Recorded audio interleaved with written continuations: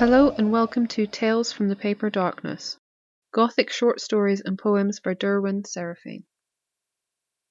Tonight's episode, From the Darkness. One day it happened. I have been running since childhood, but eventually it caught me. The beast from under my bed approached. It's time. One day it happened. I have been chasing her for years. But finally I caught her, the one who kept me trapped. It's time. One day it happened. They had avoided each other for years, but finally he caught her, and now their time was up. It's time. Returning home. I hadn't been expecting for it to show itself so completely. Not after all this time. Some part of me had always assumed that the strange noises and the moving shadows were all in my imagination. Ever since childhood I had assumed it to be just a trick of the light, the settling of floorboards, water in the pipes. All of those cliches had been my comfort for so long. I wasn't ready to let go of my ignorance. And yet, here it stood, the creature from the dark, the monster from under my bed.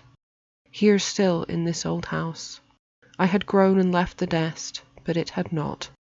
My boogeyman, my nightmare, fears now stood in front of me, fully formed. Its dark, twisted shape, the long, shaggy hair, and the claws looked like they had sprung fully formed from every childish nightmare I had ever had. I reached out a hand to touch its face, scarcely believing my eyes, until my fingertips confirmed the reality at last. I missed you. The whispered words echoed around my old room, and it didn't matter which one of us had spoken, as we both thought the same.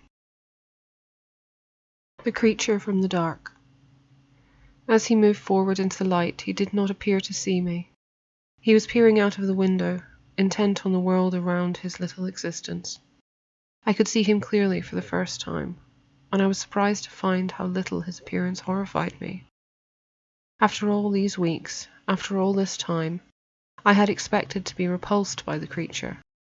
For so long I had been kept awake by the creaking floorboards in the middle of the night, by the strange wailing screams that filled the empty void of this place in the dark. I had expected something terrifying, something ghastly, something abhorrent. But there he stood, one single, lonely creature. Like a man, but not quite.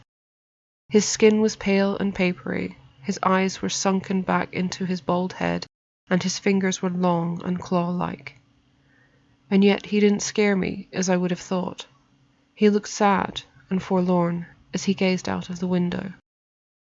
The rolling fields and vast woodlands that he would have known once were all gone, replaced by skyscrapers and never-ending queues of traffic. The world had changed around him as he had stayed the same. No wonder he was lonely. No wonder he screamed out into the night. My creature from the dark. That was One Day It Happened, Returning Home, and The Creature from the Dark. All can be found in Tales from Behind the Wallpaper, available via Amazon, on Kindle, or as a paperback. Thank you for listening.